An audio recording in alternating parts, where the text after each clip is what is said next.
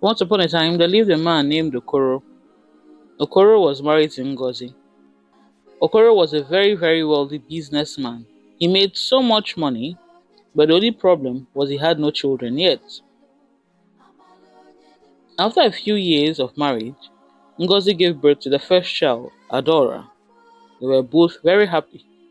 This was their first child, the first fruit in their union. Now, after a few years, Ngozi gave birth to another child, Uchechi. She was a girl. Again, they were happy.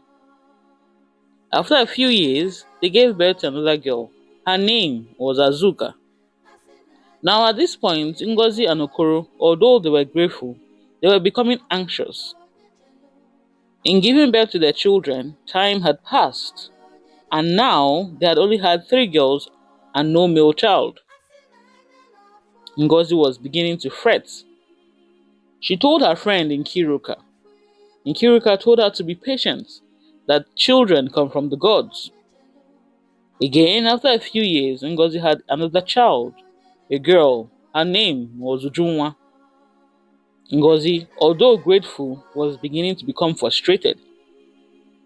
Her mates were having male children, and she had none. And in her culture, if she couldn't produce a male child to inherit her husband's wealth, she would be thrown out. She did not feel as if she was a complete woman. She needed to have a male child. Okoro, her husband, although he was worried, he did not mind at the moment. He was a wealthy businessman. The daughters that the gods had given him were also intelligent. His girls were smart, hardworking, and successful as well. Now, after a few years, they gave birth to another girl. Her name was Amaka. This was the 5th girl that they had. 5 girls and no son. Okoro was becoming frustrated. Although his girls were intelligent, if they grow up, they would not be able to inherit his property. He needed a male child. And after years had passed, and after seeing many herbalists, finally, Ngozi gave birth to a son. His name was Gozie. Now she had 6 children, 5 girls and 1 boy. Gozie was the apple of his mother's eyes. She did everything he wanted. Okoro did not see it as such. Gozie was his only son, his only heir. So he was very strict with Gozie because he wanted Gozie to inherit all his wealth. But Gozie was a spoiled child. His mother spoiled him. Ngozi's friend Nkiruka will always tell her, Ngozi, be careful how you're handling this your son. Do not make this boy to become so spoiled and useless. You will regret it though.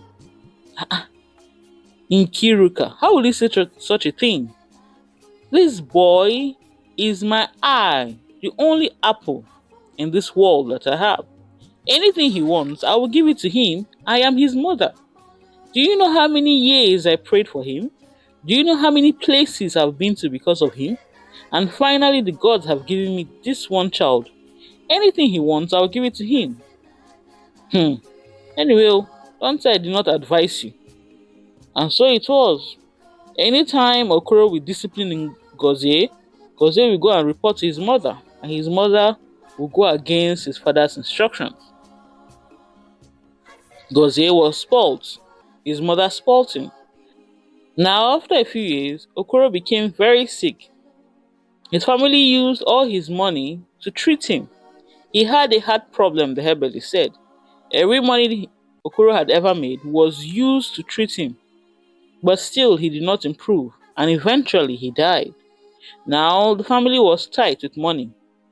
Although all her daughters were married out, Ngozi had to manage the money carefully, as she was still taking care of Gozie and Amaka. Now, this made Gozie very angry. The things he used to enjoy, he was no longer enjoying it. His mother had cut down on his expenses, and this made Gozie very upset. He would always shout and argue with his mother. And now, when Ngozi was beginning to regret the way she spoiled her child. But what could she do? She had no money now to give him. All the money their father had made was spent in his treatment.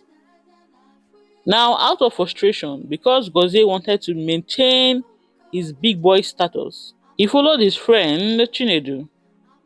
Chinedu was making so much money, and Gozie wanted to know how Chinedu was making this money. Finally, Chinedu took him to a very evil and powerful native doctor, Azuzu. Azuzu gave his members money, so much money, if they made a blood sacrifice to him.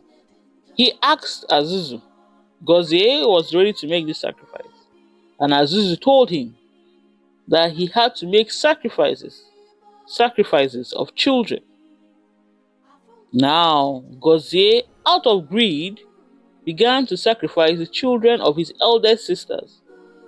One by one, they began to die. One of his oldest sister, Azuka, went to the chief priest to ask what was happening.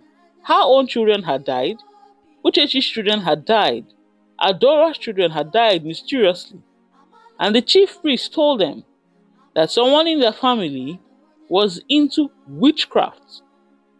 Immediately, Azuka believed that her mother, Ngozi, was the one eating their children. Ngozi was so upset and sad that her children would believe that she would kill her own grandchildren. They told her that she had to take an oath. And before their kingsmen and their elders, Ngozi was brought forward by her children. She was weeping and crying. She had to take the oath to swear that she had not killed any of her grandchildren. Now, although Ngozi was innocent, 3 days after taking the oath, she died. However, when she died, she realized that her spirit was not ascending to her ancestors. And then she realized that her son had trapped her spirits inside a mirror of the Azuzu shrine. Because of this, her spirit was very angry. Now, in the coming weeks, her spirit will appear to Gozie, and she will begin to flog him and flog him and flog him. When he was young, she never flogged Gozie. She always pampered him and took care of him. But now in death, she always flogged her son. Anytime she appeared before him, she was always with a cane. Now this made Gozie began to become afraid, and slowly he ran mad. Although money had increased after sacrificing his mother, he knew no peace, and eventually he confessed. He told his sisters what he had done, but the moment he confessed, his mother appeared and flogged him one last time, and immediately his body opened into two, and maggots began to come out.